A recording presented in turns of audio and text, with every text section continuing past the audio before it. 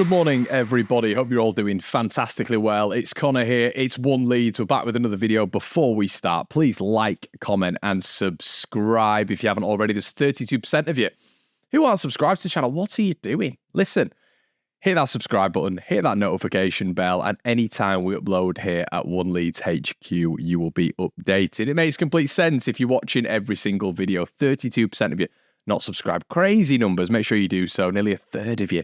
What are you doing? Make sure you do so, as I've just mentioned, everybody. But listen, we've got content coming up. We've got more podcasts coming out today, actually. We've got Generation Leeds that we're going to be recording. So, yeah, make sure you head on over to the Patreon. Well worth it. Link in the description below. SofaScore, my affiliate link, my sponsorship, the team that I went to. I said, look, I need you as part of One Leeds Fan Channel. They agreed. Here we are. Link in the description below, everybody. I've been using that this morning to look at the topics that I'm going to be speaking about, the player analysis as well. On every single sort of video we do, we look at, all the player analysis, whether it's me, Gabe, Oscar. We do a little bit of a brief beforehand. Make sure you check that out. And you can become a YouTube member as well. Shout out to Cal, who joined last night, everybody. So shout out to you, buddy. £2 a month. So let's get into your news today then. So what did we find out last night? Well, it was a big night for Leeds United. It was a big night for the promotion race. It was a big night for the championship calendar overall. Southampton losing at home to Ipswich, which takes their losing streak. Losing streak, maybe a little bit. I'm amplifying that a little bit. But 2 losses in 3. Obviously, they've got a really good win against West Bromwich Albion in that 3. But also, if we're talking about the 4 games that they've played, they've conceded 3 to Huddersfield. They've conceded 6 goals to Huddersfield and Bristol City in that as well. So, listen, that defence. We look at Taylor Harwood-Bellis, who Leeds United were interested in the summer. You're looking at some older vets in there as well when it comes to the Southampton back line. You think to yourself, that can be breached. I'm looking to the back end of the season with our attacking potency, and I'm thinking that is definitely where Leeds United are going to score against Southampton. It's going to be a very, very different game at the back end of the season between Leeds United and Southampton, in my opinion. Leeds in that game will be with Joe Rodon, will be with Junior Firpo, hopefully will be with Gruev in there. It's a completely different dynamic, us playing them again. But the interesting part of this is they've lost at home. They've lost at home 2-1.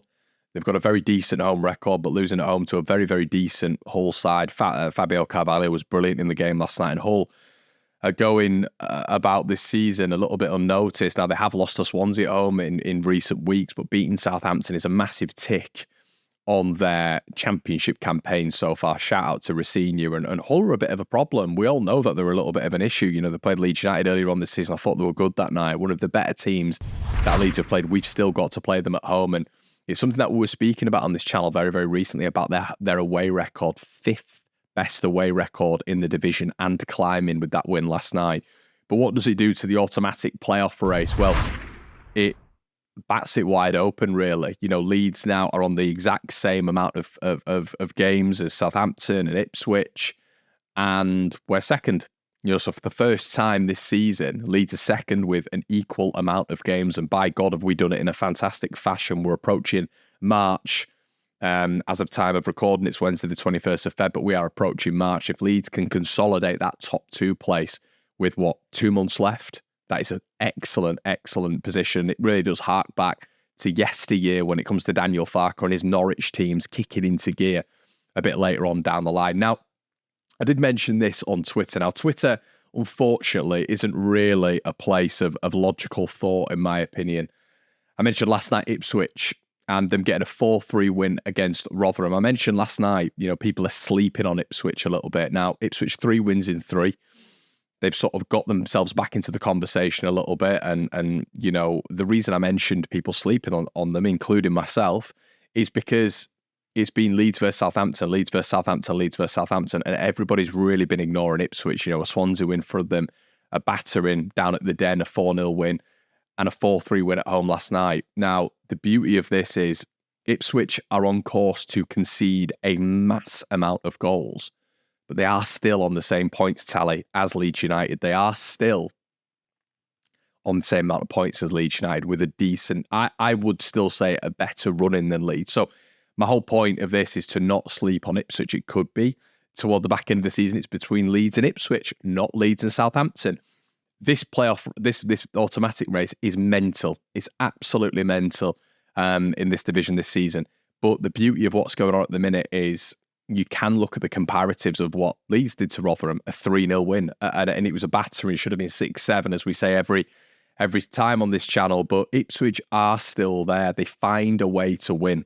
And even though they are conceding the amount of goals that they are still winning games. Now, the beauty of what Leeds United are doing as well is that Leeds are just on this absolute assault at the minute of the Championship, an assault where we are winning, 8 games on the bounce.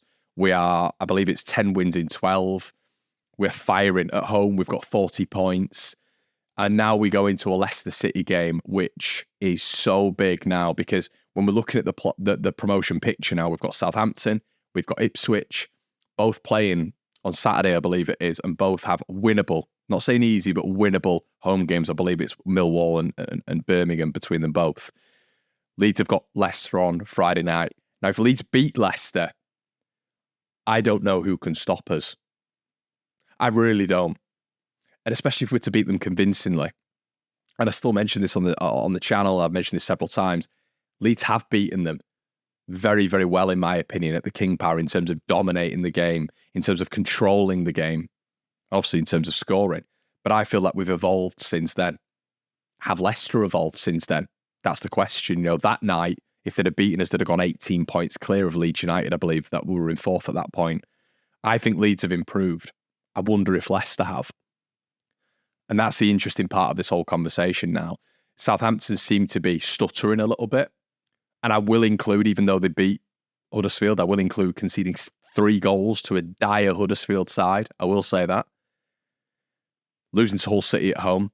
Losing to Bristol City away. And we mentioned several times on the channel that on the 13th of February was where it was going to start getting difficult for Southampton. That was their away trip to Bristol City. Before that, we all thought it was going to be an easy, comprehensive win over Huddersfield Town. It wasn't. Thought last night, Rotherham, you saw Ipswich Rotherham, you're thinking it's going to be an easy night for Ipswich. Wasn't.